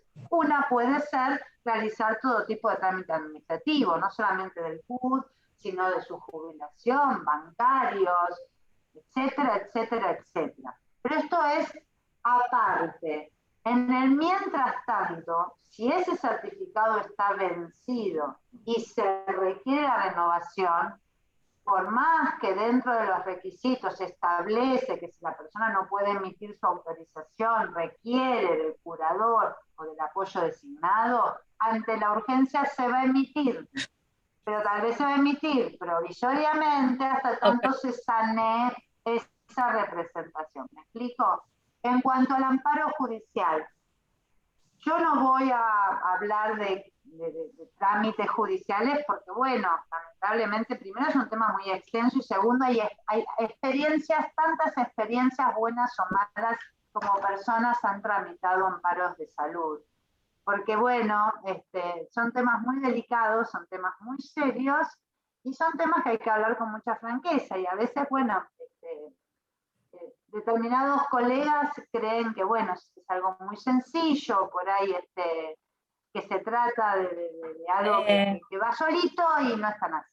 Lo que quiero decir es esto. Afortunadamente, por lo que escuché recién, hay una sentencia que condena a la agente de salud a otorgar la prestación en un lugar determinado. Es cierto que lamentablemente las coberturas no son el 100% cuando hablamos en materia económica de los lugares. ¿Por qué? Porque también, como digo una cosa, digo otra, y hubo muchos años donde hubo fallos judiciales de cobertura total y absoluta al 100%, y hubo mucho abuso del sistema en este sentido. Es decir, facturas siderales, etcétera, etcétera. ¿Qué pasó entonces? Se generó lo que se llama una suerte de nomenclador de prestaciones. Nomenclador que se va actualizando, pero nomenclador que siempre queda corto. Entonces, muchas veces lo que ocurre es que la cobertura es en determinado lugar porque la persona necesita determinado lugar, pero ese determinado lugar empieza a aumentar su valor y no alcanza a cubrir la prestación. Creo que es eso a lo que te estaba refiriendo. Me parece que en realidad, digamos, lo que termina pasando es que las instituciones, digamos, terminan generando población cautiva, así como somos todos cautivos de nuestra cobertura médica, terminamos siendo cautivos de una institución porque la realidad es que el fallo sale para esa institución, una institución que estaba por debajo del valor del nomenclador, y que de repente en 3 años lo superan un 50%, y que tampoco ofrece lo que estrictamente se suponía que iba a ofrecer. O sea, bueno, yo creo que todo eso es cuestión también de conversarlo en el ámbito de la consulta profesional, porque alguna vuelta se le debe poder dar en ese sentido, reabriendo la acción judicial y explicando los motivos. No quiero extenderme más con esto porque también es conversar sobre un caso que no conozco en su profundidad. Por eso, abuelo de pájaro, hago una respuesta para no dejarla sin contestar. Bueno, ¿sí? Gracias, Laura. Hay 4 preguntas más. Gracias, Brolini. Hay 4 preguntas más. Lía, si quieres desmutearte y hacerla, si somos breves, podrá contestarlas todas. Hola, ¿qué tal? ¿Me escuchan bien? Sí, Lía. Mira, yo el viernes, mi marido, que es el hijo de la persona que tiene Alzheimer, va a ir al centro zonal a hacer el trámite. Mi Ana no está en condiciones ni de firmar ningún papel ni de nada, o sea, ahí le van a explicar todo quiénes serán sus representantes o su apoyo, como decís vos. Ahí la orientan todo como vos nos estás orientando acá, como para que el certificado llegue a... ahí les van a dar una planilla de solicitud de trámite que la van a firmar ustedes. Seguramente le van a decir que si ella no la puede firmar, va a necesitar de apoyos. Ustedes lo que le van a decir es que obviamente no tienen iniciado el procedimiento de determinación de la capacidad porque esto es una cuestión urgente, la expedición del certificado, y en todo caso, que después, como le explicaba a la otra participante, se saneará si es necesario esa contingencia. Lo más importante es contar con los certificados médicos. Lo que ustedes van a hacer es una instancia administrativa. Sí les van a explicar los mismos que les estoy explicando yo, Claro. y les van a dar un listado de lo necesario. Cuando junten esto es donde le van a dar la fecha para el turno para la Junta Evaluadora. Está perfecto. Y después en la Junta Evaluadora es como vos decís, o sea, si no se puede transportar, de alguna manera la van a evaluar como para poder dárselo Sí.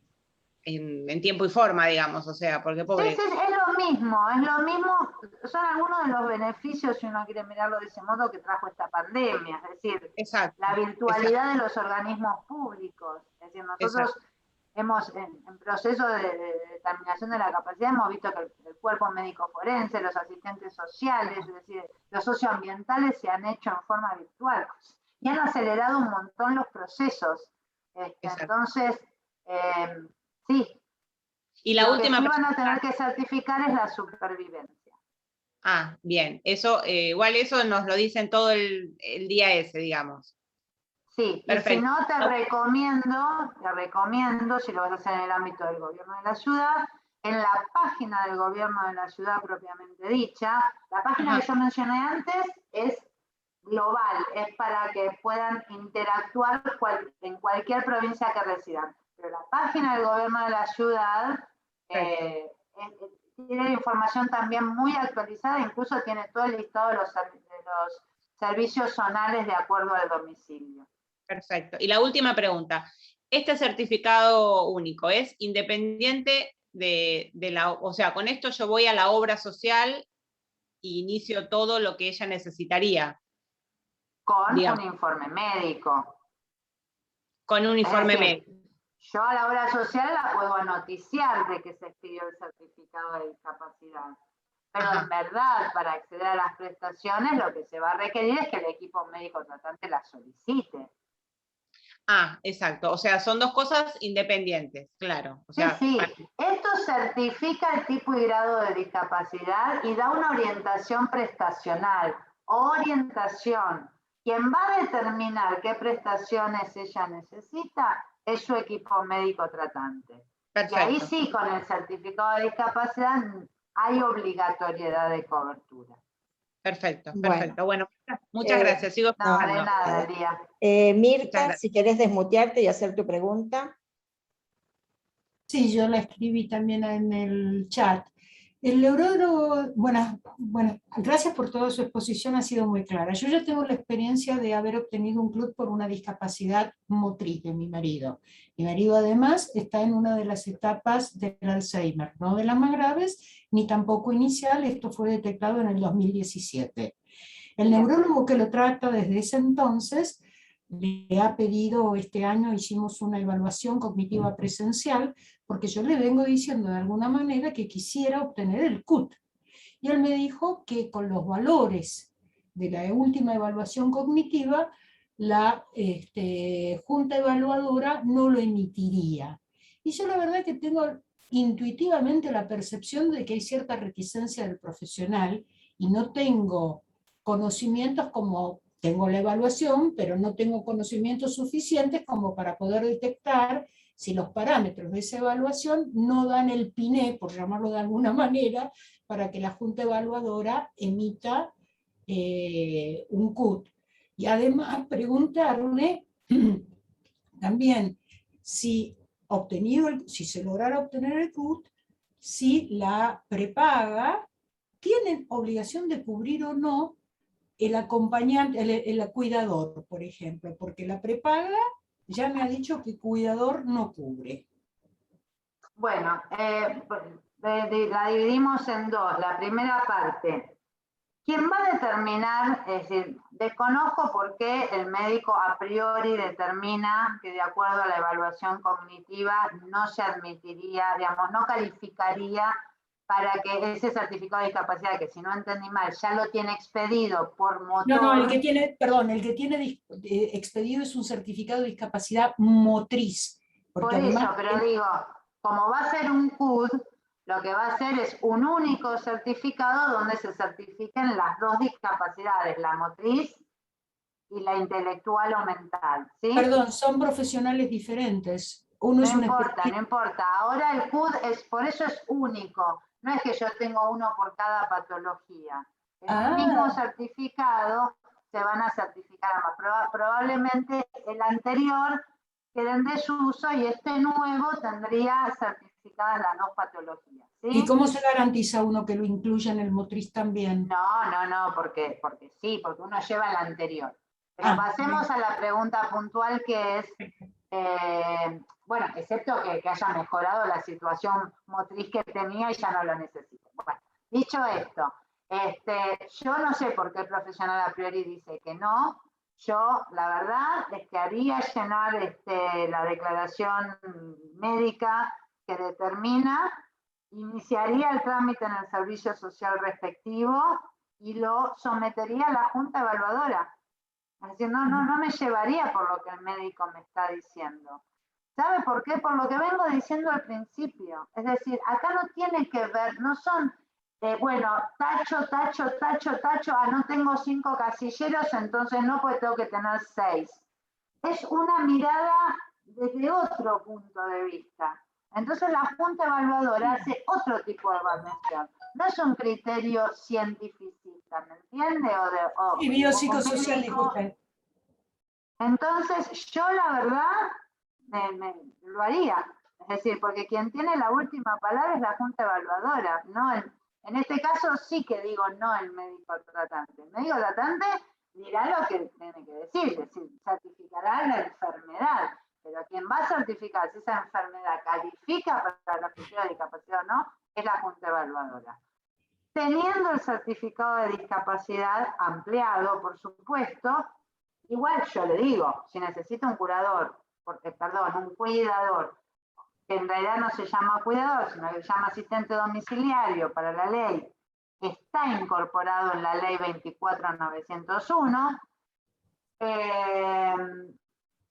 digo, si a lo mejor con las circunstancias motoras que ella tiene, amerita, desconozco, pero a lo mejor no es necesario esperar a que se certifique la situación de Alzheimer. Porque bueno, a lo mejor usted es su única conviviente, ya no lo puede movilizar, etcétera.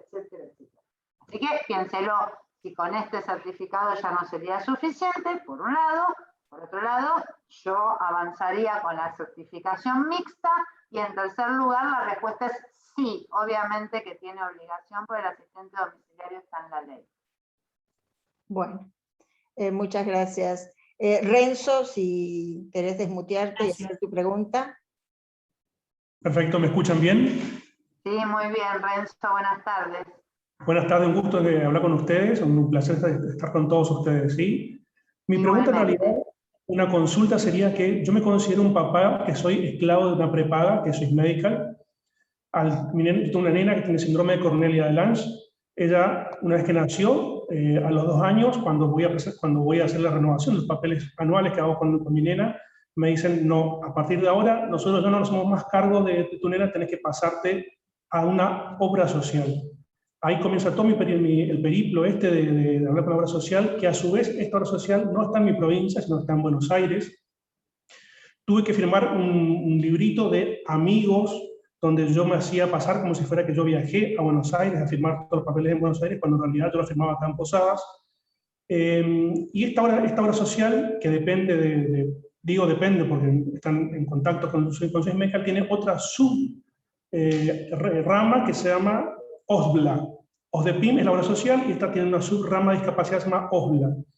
Entonces, esta peripecia de que estoy en prepaga, pero cuando quiero reclamar algo de discapacidad o los pagos de las prestaciones, tengo que hablar con los de PIM, pero los de PIM tengo que mandar un correo a OBLA, porque OBLA, aparte de discapacidad, como que es muy engorroso. Muchas veces me he encontrado con la necesidad de recurrir a un abogado acá en Misiones que tenía conocidos en Buenos Aires para que yo le mandara las cartas a ellos, porque siempre se perdían la documentación y un par de cosas más. Esa situación estoy viviendo y como que se me hace muy complejo, y sé que a otros padres también les pasa lo mismo. Quiero saber si esto es así o tengo una herramienta como para que sea más fácil. Bueno, Renzo, mira, el tema es el siguiente. Vos no tenés Swiss Medical, vos tenés OSDEPIM. Es decir, a ver si entendí bien. vos, digamos, tus aportes van a OSDEPIM, y OSDEPIM tiene un convenio con Swiss Medical, así como otras obras sociales tienen convenios con otras prepagas. Vos pagás un plus sobre los descuentos que te hacen de aporte y por eso contás con Swiss Medical. Sí. Sin perjuicio de que yo no quiero a ninguna, no las quiero a nadie. En este caso debo decir que probablemente Swiss Medical no sea el problema, sino OSDEPIM. ¿Por qué? Porque en ese marco de convenio que se hace entre obra social y prepaga, se firma un contrato interno en donde se establece que determinadas prestaciones las va a seguir manteniendo la obra social. Entonces, lo que te está diciendo Swiss Medical es, no, mire, todo lo que tiene que ver con discapacidad se lo va a dar OSDEPIM. Nosotros le vamos a dar las prestaciones médicas convencionales, una internación sanatorial, lo que sea. Entonces, lo que yo sugiero, yo no sé si alguna, creo que estos son los casos en donde sí amerita una intervención judicial. En prolijar para mejorar la vida de esta familia. Es decir, que si OSDEPIM tiene que cubrir las prestaciones, ahí sí, yo demandaría a ambas, porque esto que te estoy contando a vos no tenés por qué saberlo. Digo, vos tenés un carnet de Swiss Medical que abajo, chiquito, abajo debe decir OSDEPIM. Entonces, sí, vos como sos un ciudadano como todos nosotros, la lógica que te dice, yo tengo dos, tengo OSDEPIM y tengo Swiss Medical. Entonces, lo que yo haría es, bueno, armar un circuito de manera de intimar a ambas. ¿Viste cuando uno pone en la jaula a dos para que los dos animalitos se peleen y vean, bueno, ¿qué se resuelve de eso? Es decir, el afiliado tendría que estar por afuera de esa pelea. Vos lo estás sabiendo porque yo lo estoy deduciendo de lo que vos me estás diciendo. Pero en verdad, vos tenés un carnet que dice Swiss Medical y a su vez haces aportes a OSDEPIM. Entonces, para vos, tus obligadas son las dos. Después ellos que se pongan de acuerdo quién va a dar la prestación y quién no, y probablemente Swiss Medical termine presionando a OSDEPIM para que cumpla lo que tiene que cumplir. Pero eso a vos no te importa, o Swiss Medical lo empezará a cumplirlo hasta tanto, viste, en algún momento se vaya resolviendo la cuestión. Pero la verdad que a mí me parece que a esta altura, no sé qué derrotero has hecho, si tenés buen asesoramiento legal, pero sí ameritaría una intervención judicial, justamente para meter en la jaula o en el ring de box a ambas, que el juez obligue a ambas y obligando a ambas que entre ellos resuelvan cómo van a otorgar las prestaciones. Esta es mi sugerencia. Perfecto, muchas gracias. Bueno, tenemos tiempo, gracias Laura, tenemos tiempo para 3 preguntas más breves. Mónica, si quieres hacer la tuya, por favor. Mónica de Rusis. Sí, ¿qué tal? Buenas noches, muchísimas gracias. Hola, yo pertenezco a una ONG que trabaja con personas en situación de calle. Y lamentablemente lo que vemos cada noche es demoledor. La cantidad de personas con patologías, con problemas de salud mental, deambulando por las calles esperando la muerte. Hay un claro abandono del Estado con respecto a estas personas porque la verdad es que nos sucede esto. Y como ONG, nosotros somos una pequeña ONG, por más que hace 10 años que estamos trabajando, no somos tantos los voluntarios, y entre la problemática que es tan diversa y abarca tantos casos diversos de los que vamos acompañando, nosotros vemos alrededor de 1000 personas por semana. Yo me encuentro con la impotencia y por ahí, vos que sos especialista en el tema, ¿por qué no se puede hacer algo desde algún lugar para poder amparar a todas las personas que esperan la muerte en calle?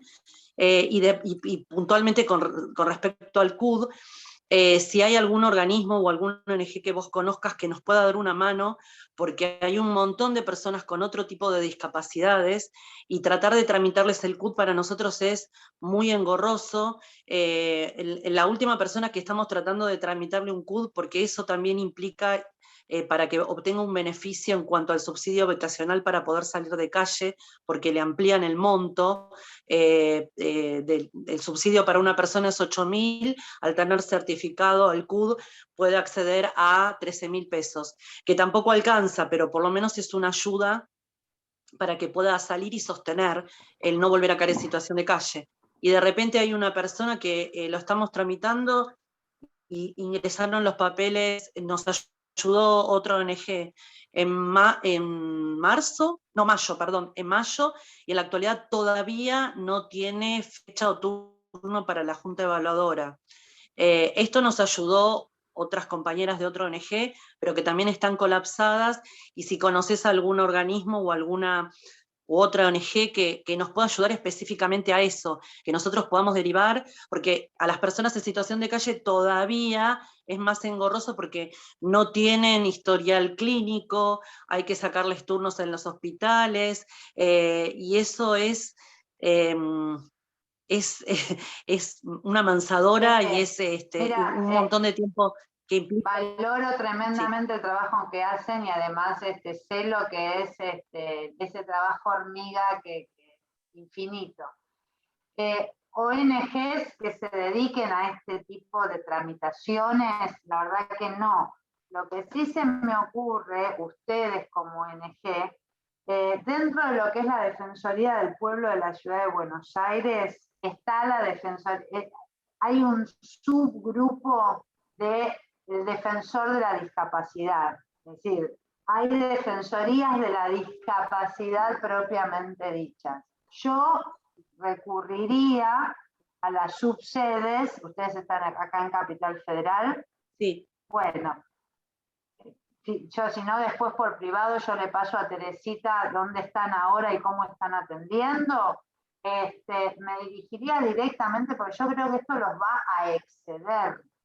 Es decir, hacerle uno por uno el trámite, ustedes los va a exceder. Plantearía el tema a nivel de la Defensoría del Pueblo, pero te vuelvo a repetir, hay un sector específico que trabaja sobre el tema de discapacidad, y trataría de meter como en masa un grupo de personas que vos digas, bueno, estas 5, 6, 7 personas son las que requieren digamos, la tramitación, el turno y el acompañamiento. Porque si no, me parece que va a ser demasiado engorroso que ustedes lo hagan uno por uno. En cuanto a la situación de la salud mental y la situación habitacional, es un flagelo, porque además, lamentablemente, digamos, la infraestructura, las ideas son muy buenas, pero la infraestructura es escasa, y todo lo que nos plantea la Ley de Salud Mental de la desinstitucionalización y la desmanicomialización, etc., está muy lindo en las ideas, pero en la práctica hace que estas personas no tengan un lugar donde efectivamente tengan un tratamiento efectivo, ¿no? Así que bueno, se me ocurre darte esta solución que después le voy a pasar a Teresita Nalma todos los datos para que los puedas contactar. Había una subsede en Colegiales, pero no me quiero jugar a darte la dirección porque no sé si siguen funcionando o probablemente están todos funcionando desde la calle Venezuela, que es donde es la central de la Defensoría, y te lo voy a averiguar puntualmente. Sí, Laura, ya pusimos en el chat en nuestro mail, y para que Mónica nos escriba y le mandamos la información que vos nos mandes. Perfecto. Muchísimas gracias. No, de nada, Mónica. Ahora Vanina te va a leer algunas, hay miles de preguntas, Laura, pero Vanina te va a leer algunas del chat para que también ellas, estas preguntas puedan ser respondidas. Bueno. Buenas noches, Laura. Consultan si el CUD en provincia se tramita en los municipios. Sí, en esta página que yo brindé, que vuelvo a repetir, www.argentina.gov.ar barra requisitos. Si ustedes ponen en lugar de tramitación provincia de Buenos Aires, les va a salir un desplegado gigantesco de todos los municipios de la provincia de Buenos Aires. Cliquean y en cada uno va a tener una tramitación. Lo que sí sepan es que no hay servicios zonales, sino que se hace en los hospitales cabeceras. Por decir un ejemplo, porque además mi hermana trabaja ahí. San Isidro se hace en el Hospital Central de San Isidro, Melchor Posse, es la sede de expedición de certificado de discapacidad. En San Martín, por ejemplo, o en el Thompson o en el Belgrano, de acuerdo al tipo de certificación. Y así podría ir municipio por municipio. Pero lo mismo que se hace en la comuna, acá en la Ciudad de Buenos Aires, se hace en el municipio de la provincia.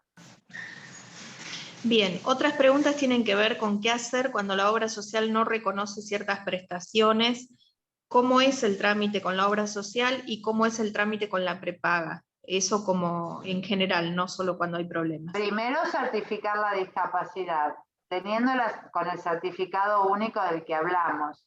Una vez que está certificada la discapacidad, se le pide al equipo médico tratante que realice una evaluación de todos los requerimientos médicos que esa persona, médicos, rehabilitatorios, sanitarios en general, que esa persona necesita.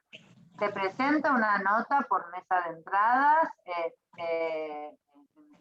a la gente de salud que corresponda, sea obra social o prepaga. Yo siempre sugiero, ahora con la virtualidad se puede mandar vía mail, vieron que el mail es indiscutible. Llegó el mail, llegó el mail. Es decir, si no me vino rebotado, ese mail llegó. Antes en la presencialidad, bueno, hacíamos sellar un acuse de recepción y si no hay ninguna respuesta, se tiene que mandar una carta de documento intimando ya con ultimátum y siempre, bueno, de última queda el requerimiento judicial, ¿no? Pero en algunos casos, cuando ya hay una carta de documento, a veces aflojan un poquito. Lo que es importante, quiero mandar este mensaje chiquito. Nosotros tenemos que saber que esto es un derecho, no es un favor. Si nosotros no nos convencemos de eso, no vamos a convencer a nadie. Entonces, el ímpetu que nosotros le pongamos a esta cuestión tiene que ver con el autoconvencimiento de que la ley dice que es obligatorio, por más que nos quieran decir otras cosas. Gracias. Preguntan también si las prestaciones básicas, digamos, cuáles serían o dónde se pueden ubicar, y si los valores los establece Nación o los establece cada provincia. Ley 24.901, tiene 40 artículos, es muy fácil de leer, ahí están todas las prestaciones. Ley 24.901. El nomenclador es único, lo establece el Ministerio de Salud de la Nación. Hay una página muy interesante, los que buscamos normativa, que se llama Infoleg. Infoleg. Si yo pongo nomenclador de prestaciones básicas, Infoleg, me va a bajar probablemente el último, que es, a ver, estamos en el 2021, si no me equivoco fue a fin de año, una actualización que hubo del año pasado, y a su vez también uno puede ver si hay nuevas modificaciones. Ahí están los valores actualizados de las prestaciones. Consultan si las prestaciones son obligatorias, ¿cuáles serían las obligatorias? Todas. Voy a decir algo, todas las que figuran en la ley y aún aquellas que no figuran en la ley, pero que el equipo médico tratante considera indispensables. Es decir, la ley es del año 97, vuelvo a decirlo, hace 25 años había un montón de prestaciones que no existían, pero basta con que el equipo médico tratante las solicite, porque el artículo 1 de la ley justamente establece que es obligatorio cubrir aquellos requerimientos en forma total e integral que solicite el equipo médico tratante. Este es el marco de la ley. Bien, consultan si la persona que tiene discapacidad vive en provincia, pero el familiar que puede hacer el trámite vive en capital, si podría gestionarlo en capital. No, es por el domicilio del DNI de la persona que requiere la certificación de la discapacidad. Si por el tema de la demencia o el Alzheimer hay alguna ley especial o si se rige con las mismas leyes que estuviste diciendo hasta ahora. Exactamente la misma ley si esa persona tiene certificada la discapacidad. Obviamente que la ley de salud mental también es una ley importante, pero no es una ley para el afiliado, es decir, es una ley macro.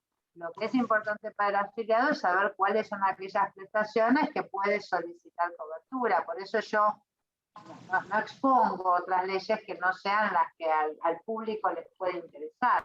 Pero sí, la ley de salud mental establece el marco para cualquier patología de carácter mental. Bien. Si la persona institucionalizada es la que tiene CUD, ¿cuál es el porcentaje de participación de la obra social? ¿Quién elige el lugar de institucionalización? ¿La obra social, la prepaga, la familia? ¿Cuál es el porcentaje que debiera pagar la obra social? Aquí no hay porcentajes, pero el principio general es el siguiente. Acá lo que se solicitan son prestaciones. No se solicita ni dinero ni lugares. ¿Está bien? Es decir, se solicitan prestaciones.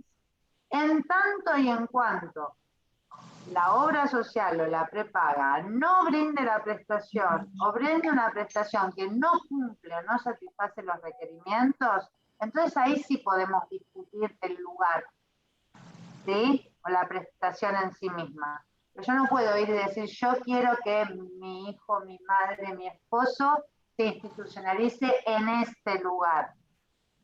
En todo caso, si no, habrá que demostrar muy fuertemente por qué ese lugar y no otro. Ahora, si la prepaga o la obra social quiere ofrecer una prestación de hogar de un lugar que queda a 40 kilómetros de mi domicilio o que no cumple con los requerimientos sanitarios del paciente, bueno, entonces por supuesto que ahí vamos a poder discutir lugares y valores. ¿Se entiende? Bien, y las dos últimas preguntas. Una persona con discapacidad cuyo curador es una persona mayor de 83 años que ya no está en condiciones de hacer trámites. Hay que renovar el CUD. ¿Ese trámite lo puede hacer cualquier otra persona? Sí, pero yo le recomiendo a esa persona que está preguntando que si el curador de 83 años, digamos, ya no puede hacerse cargo como curador, los expedientes de determinación de la capacidad están siempre abiertos en sede judicial, es decir, nunca se archivan. ¿Qué quiero decir con esto? Que sería importante que se presenten en ese expediente y hagan el cambio de curador. ¿Sí? Bien. Eso es factible. Y ahí ya no tendrían más inconvenientes. Bien, y lo último, personas sin cobertura médica con CUD. ¿Cómo acceden a los tratamientos y a los traslados? Y hay otra pregunta similar en el caso de que esa persona sin cobertura y con CUD sea extranjera. Sea nacional o extranjera, la respuesta va a ser la misma. El Estado nacional es garante y el Estado provincial también. Esa persona seguramente algún ingreso percibe. Si percibe algún plan o si percibe algún salario o si es monotributista. Si es monotributista puede acceder a cualquier obra social a través del monotributo. Vamos a empezar por ahí. Pero si esa persona no es monotributista y no tiene cobertura, tiene que hacer las prestaciones. El Estado se los va a prestar a través de sus distintos sistemas. Por ejemplo, en su momento era el PAMI para todos, hoy está subdividido en distintos programas, Incluir Salud, PROFE, que es el Programa Federal de Salud, pero seguramente por algún medio de vida de esa persona no debe saber que tiene la posibilidad de acceso a ese tipo de prestación. Y la sugerencia es que si tiene algún trabajo independiente y es monotributista, abone la diferencia que se abona por obra social en monotributo y acceda a una obra social, porque siempre es mejor una obra social básica que ningún tipo de cobertura, ¿no? Bien, muchísimas gracias. De nada, un placer. Hay una última, sí, hay una última manito. pregunta que es 948779. Si por favor Hola, puede ser buenas noches. breve, que tenemos 2 minutos. Gracias. Dale. Necesito saber si un chico que tiene CUT puede gestionar una pensión y si los padres tienen trabajo, teniendo trabajo los padres, por ejemplo. ¿Pueden gestionar una pensión? Lamentablemente, la ley de pensiones en nuestro país es, yo diría que impracticable. Es decir, poder puede, pero en realidad dentro de los requisitos se les va a exigir que no tengan ningún pariente con obligación alimentaria que tenga sueldo en blanco, y entonces se la van a denegar. Lamentablemente la respuesta es esa. Hasta que no cambiemos la normativa a ese respecto, es muy probable que esa persona no pueda acceder a la pensión. Pero no porque no tenga derecho, sino porque dentro de los requisitos va a encontrar el escollo. Bien, y otra cosita, la última. ¿Hay algún ente regulador que controle las obras sociales y que no pase lo mismo que pasó con el señor de Posadas? Que, por ejemplo, teníamos de PIN, pero soy medical, porque yo soy de Corrientes y acá en Corrientes hay muchas prestadoras así, que realmente personas que no están en el área de discapacidad desconocen y se encuentran perdidas ante muchas situaciones como estas. El órgano de contralor de las obras sociales y ahora extendido a la medicina prepaga también es la Superintendencia de Servicios de Salud, SSS. Se puede hacer un reclamo ante la superintendencia, lo que pasa es que sepan que estos organismos lo que pueden hacer es,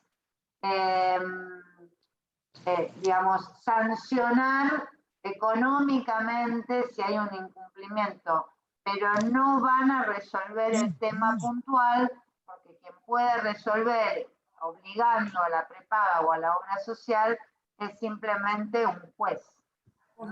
Es decir, tomando medidas concretas, a eso me refiero. Bien, gracias. Bueno, vamos a ir cerrando. No sé si estaba Mari Mayo también, que es una voluntaria de Alma, si quería decir algo, si es cortito. Sí, Teresita, ¿me escuchan? Sí, te escuchamos, soy Nora. Muy cortito. Hola, doctora. ¿Qué tal? ¿Cómo le va?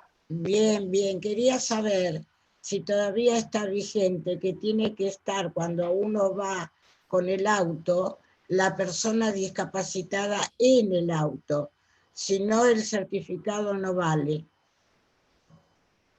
A ver, no entendí muy bien la pregunta. Si yo quiero estacionar en un lugar y no está la persona discapacitada, el cartoncito que me dan no es valedero. No, lo que pasa es que, a ver, planteemos la cosa al revés. El certificado de discapacidad que habilita el libre estacionamiento es para que ese vehículo sea utilizado por la persona con discapacidad. Si yo me voy al shopping, no lo puedo dejar estacionado ni en un lugar para discapacitados ni en cualquier lado. No era... Claro, no quiero ser irrespetuosa, estoy poniendo un ejemplo burdo también para que se entienda, ¿no? Perfecto. Es decir, la persona con discapacidad no es que tiene que estar adentro del vehículo, porque puede ocurrir que yo la fui a dejar a su lugar de rehabilitación y ahora la estoy yendo a buscar.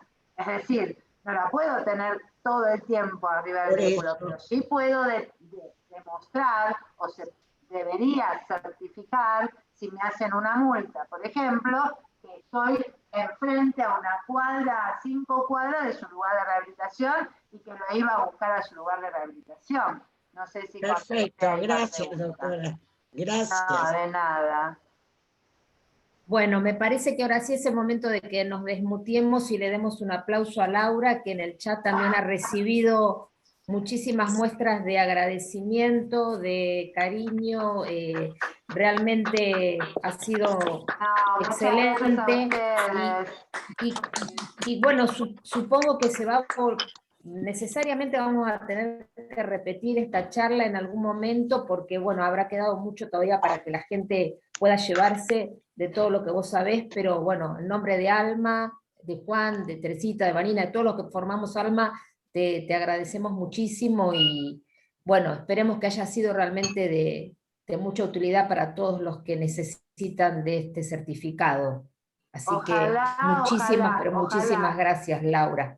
No, muy útil favor, y muy ojalá clara, muy útil y muy haya clara. sido útil en la práctica para todos aquellos que necesiten contar con este certificado, y si les quedaba alguna duda de por qué no hacerlo, bueno, que esto haya servido para inclinar la balanza hacia el otro costado, ¿no? Gracias, gracias. Muchísimas gracias. Muchas gracias. Muchísimas, pero muchísimas gracias. Gracias, y espectacular la Bueno, exposición. queremos avisarles de 2 charlas que hay la semana que viene, el lunes 13, que es un dato que también les puede servir. Tenemos la charla sobre la prevención nos permite reducir el riesgo de demencia, que es una charla también muy importante, y el viernes 24 es sobre institucionalización, que es un tema también muy delicado, así que los invitamos y a que hagan difusión de estas 2 charlas también. Y otra vez, muchísimas gracias a vos, Laura. Gracias a ustedes, a todos. Gracias, muy bien. Las buenas noches a todos. Buenas noches. Gracias. Gracias Buenas a noches. todos. Gracias, Teresita.